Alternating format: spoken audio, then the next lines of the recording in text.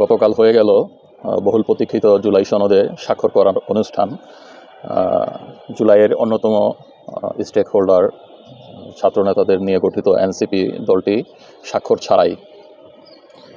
বিএনপির স্থায়ী কমিটির সদস্য ডক্টর মঈন খানের উক্তিটি খুব ভালো লেগেছে। এ ব্যাপারে তিনি বললেন যে ছাত্রদের নিয়ে গঠিত নতুন দল এনসিপির স্বাক্ষর ছাড়াই এই সনদের আসলে কোনো সৌন্দর্যই বা গ্রহণযোগ্যতাই থাকলো না। আসলে ওনার মতো এরকম কজন রাজনৈতিক ব্যক্তি যারা গতকাল গিয়েছিলেন 30টি দলের 30 দোকানে 2 জন করে 60 জন যারা সিগনেচার করেছেন, তারা কতটা অনুভব করেছিলেন আসলে যে তারা কেন সিগনেচার করলো না, তাদের কারণগুলা কি, কতজন এভাবে চিন্তা করেছেন। অনেক দলই দেখলাম এর আগে খুব বড় গলায় বলেছিলেন পিআর সিস্টেমে না হলে তারা সিগনেচার করবেন না, আইনি ভিত্তি না থাকলে সিগনেচার করবেন না। দেখা গেল তারাও সর্বশেষ সেই সনদে সিগনেচার করে এবং খুব হাসি মুখে সেই ফটোকার্ডগুলা শো করলেন। শুরু থেকে যদি বলতে হয় যে আসলে এই সরকারের গ্রহণযোগ্যতা ছিল কাদের উপর ভর করে, ইনুস সাহেব এসেই প্রথম বললেন যে আমাকে নিয়োগ দিয়েছে ছাত্ররা।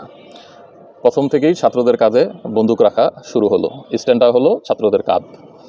তারপরে দেখেন প্রতিটা আন্দোলন যে হয়েছে শাহবাগে এই সরকার দায়িত্ব নেওয়ার পরে, প্রতিটা আন্দোলন কারা ট্যাকেল দিতে গিয়েছে?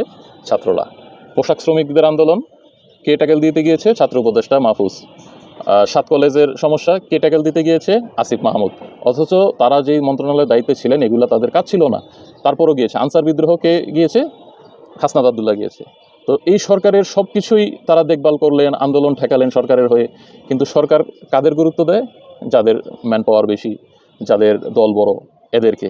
তো শুরু থেকেই ছাত্রদের সঙ্গে এক ধরনের মানে তাদের কাঁধে বন্দুক রেখে গুলি করবে, কিন্তু ক্রেডিট নিবে অন্য আরেকটি দল।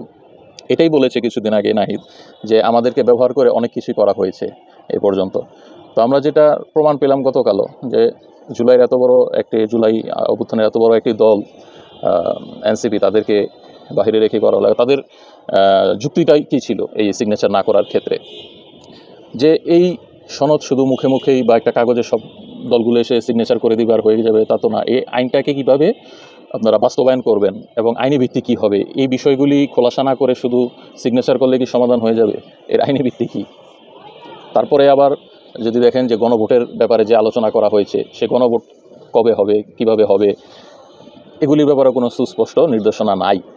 তো কালকে যথার্থই একজন বিচক্ষণতার সহিত রাজনৈতিক সিদ্ধান্ত নিয়েছে এনসিপি যে এই সনদের মধ্যে তারা সিগনেচার না করে। এটা যদি আপনি রাজনৈতিক বিশ্লেষকদের বক্তব্য শোনেন, দেখবেন যে তারা যে সঠিক পথে ছিল এটাই হবে। কিন্তু রাজনৈতিক বিশ্লেষক বলতে আবার ওই আপনার বিএনপি ঘরানার ডক্টর জাহিদুর রহমান বা জাতির জামাই ফাহাম আব্দুল সালাম, এদের মতো বিশ্লেষক না, যারা আসলেই সত্যিকার অর্থে বাংলাদেশ নিয়ে চিন্তা করেন দলমত নির্বিশেষে।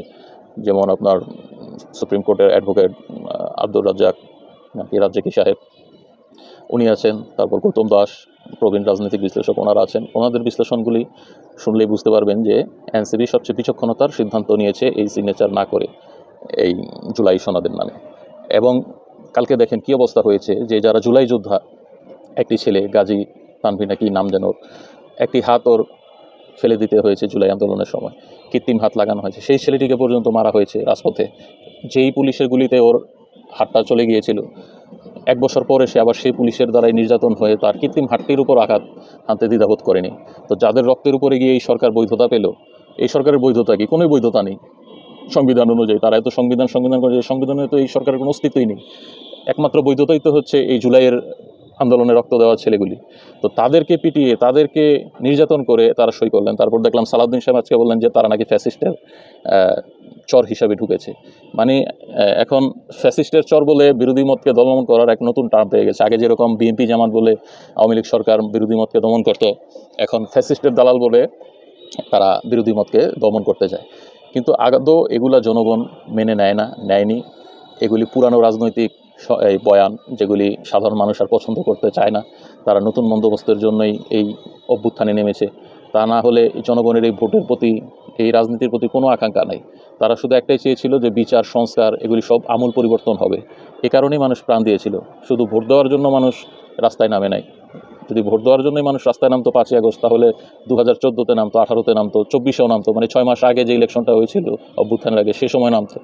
তো ভোট দেওয়ার কোনো ইন্টেনশন থেকে মানুষ নামে নাই রাজপথে, নেমেছে এই একটা পরিবর্তনের জন্য, যাতে এই ফ্যাসিস্ট শাসন যাতে ঘুরে ফিরে না আসে। তো এই শাসন ব্যবস্থা যাতে ফিরে না আসে তার জন্য কি ব্যবস্থা রাখা হয়েছে, এই প্রশ্ন যদি আগামীতে মানুষ করে, তাহলে কালকে যারা স্বাক্ষর করে আসলেন সনদে তারা কি জবাব দিবেন?